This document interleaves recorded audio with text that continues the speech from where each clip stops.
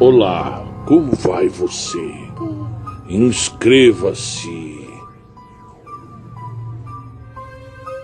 Conta um Conto apresenta de H.P. Lovecraft, O Terrível Ancião.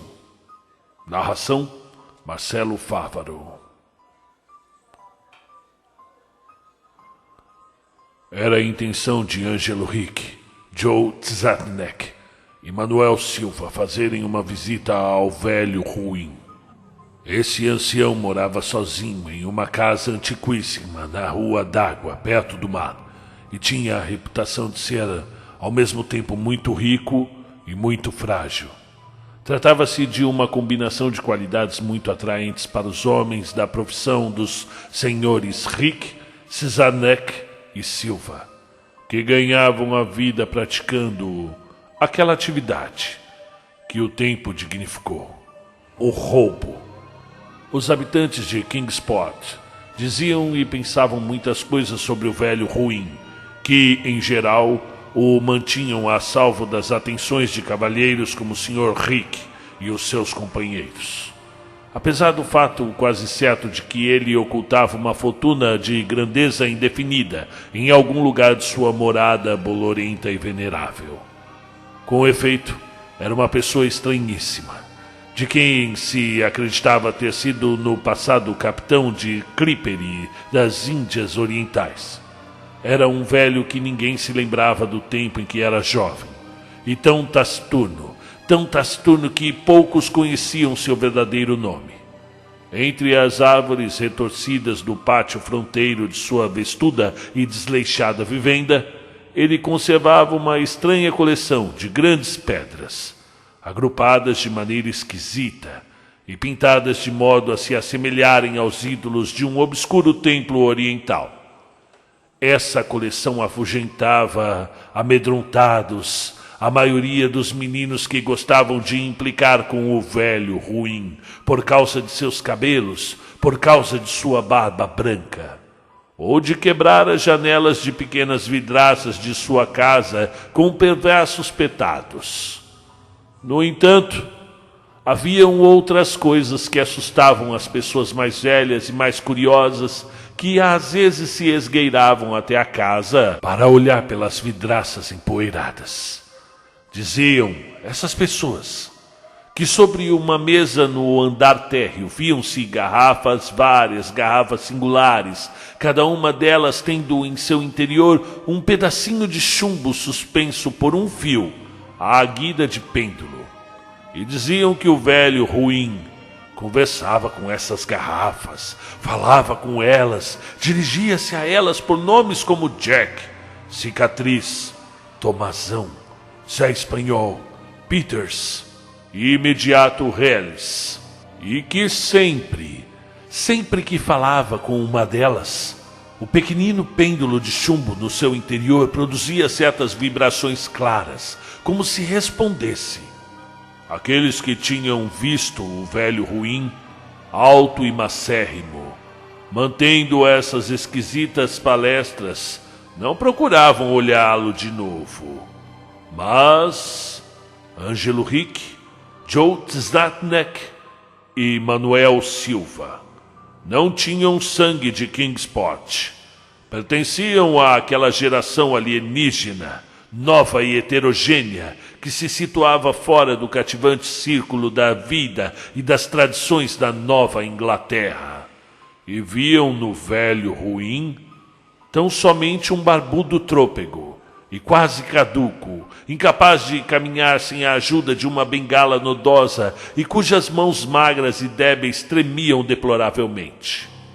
Ao seu modo, na verdade, até compadeciam-se daquele sujeito solitário, impopular, de quem todos fugiam e para quem os cães latiam de maneira muito estranha.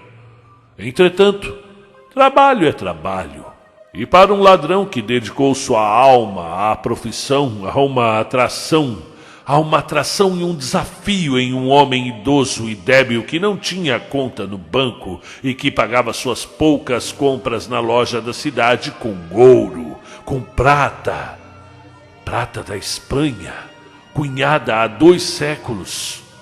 Os senhores Rick, Cizanek e Silva escolheram para sua visita a noite de 11 de abril. O senhor Rick e o senhor Silva deveriam entrevistar-se com um infeliz cavalheiro, enquanto o senhor Cizanek esperaria a eles e a sua carga, presumivelmente metálica, com um carro na Rua do Cais, ao lado do portão do alto muro nos fundos da casa do ancião. Foi o desejo de evitar explicações desnecessárias no caso de inesperadas intrusões da força policial que levou a esses planos de partida serena e sem alarde. Tal como combinado, os 3 aventureiros puseram-se a caminho separadamente, a fim de evitar quaisquer suspeitas malévolas posteriores. Os senhores Rick e Silva se encontraram no portão de entrada da casa, na Rua d'Água, e embora não gostassem nada da maneira como a lua brilhava, iluminando as pedras pintadas através dos galhos florescentes daquelas árvores retorcidas, tinham coisas mais importantes em que pensar, além de tolas superstições. Temiam que fossem obrigados a tarefas desagradáveis para obrigar o velho ruim a se mostrar loquaz a respeito do tesouro, o seu tesouro de ouro e prata, pois os velhos lobos do mar são notadamente cabeça dura e avarentos. Mas, afinal, ele era velhíssimo e debilíssimo e havia 2 visitantes. Os senhores Rick e Silva eram experientes na arte de persuadir pessoas obstinadas, e os gritos de um homem fraco e excepcionalmente venerável poderiam ser abafados com facilidade. Assim, referindo, chegaram até uma janela iluminada e ouviram o velho ruim conversar infantilmente com suas garrafas, aquelas com os pêndulos que respondiam, e depois colocaram máscaras e bateram cortesmente na porta de carvalho, manchada pelo tempo. A espera pareceu interminável ao Sr. Cizanek, que se remexia, impaciente no carro coberto junto ao portão dos fundos da casa do velho ruim na Rua do Cais. Tinha o coração mais sensível do que os dos comuns mortais, e não apreciou em nada os gritos medonhos que ouviu na casa antiga, pouco depois da hora aprazada para a visita. Não havia ele recomendado aos colegas que mostrassem a maior gentileza possível para com o patético ex-capitão?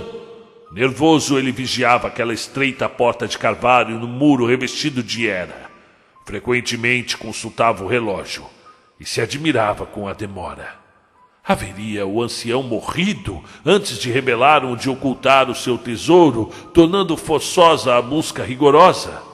Ao Sr. Cizanek não agradava esperar tanto tempo no escuro e em tal local. Percebeu então passadas suaves ou o arrastar de pés no caminho do outro lado do portão. Ouviu que abriam de leve a tranca enferrujada e viu a porta, estreita e pesada, abrir-se para o lado de dentro, e a luz pálida da única luz da rua. Esforçou-se para ver o que os colegas tinham trazido de dentro daquela casa sinistra, que parecia agora maior do que nunca. Entretanto, ao olhar, não viu aquilo que havia esperado, pois não eram seus camaradas que estavam ali, mas apenas o velho ruim, apoiado serenamente em sua bengala nodosa e tendo nos lábios um sorriso tétrico. O Sr. Cizanek jamais havia notado a cor dos olhos daquele homem. Eram amarelos. Coisas pequenas causam considerável agitação em cidadezinhas, isso todo mundo sabe. E foi por isso que a gente de Kingsport falou durante toda aquela primavera e todo aquele verão a respeito dos 3 corpos que haviam sido trazidos pela maré, impossíveis de identificar, horrivelmente dilacerados, como por obra de muitos cutelos, e horrivelmente mutilados, como que pisados por muitas botas cruéis. E algumas pessoas até se detiveram a falar, e fatos triviais como o carro abandonado que havia sido encontrado na Rua do Cais, ou de alguns gritos notavelmente inumanos, provavelmente de algum animal extraviado ou de um pássaro migrante, ouvido de noite por cidadãos despertos. Mas todo esse disse que me disse, ocioso, intranquilo de cidade pequena, o velho ruim não demonstrou qualquer interesse. Era, por sua própria natureza, uma pessoa reservada. E quando se é idoso e débil, as reservas naturais sem dúvida redobram. Ademais, um lobo do mar tão entrado em anos não podia ter sido testemunha de vintenas de fatos muito mais excitantes nos dias longínquos de sua juventude já esquecida. Fim do conto. Faça parte dessa família literária. Seja um embaixador da literatura. Há pessoas que precisam, têm direito a ter o acesso à literatura. Ajude esse vídeo a chegar a quem precisa. Inscreva-se e faça parte. Obrigado.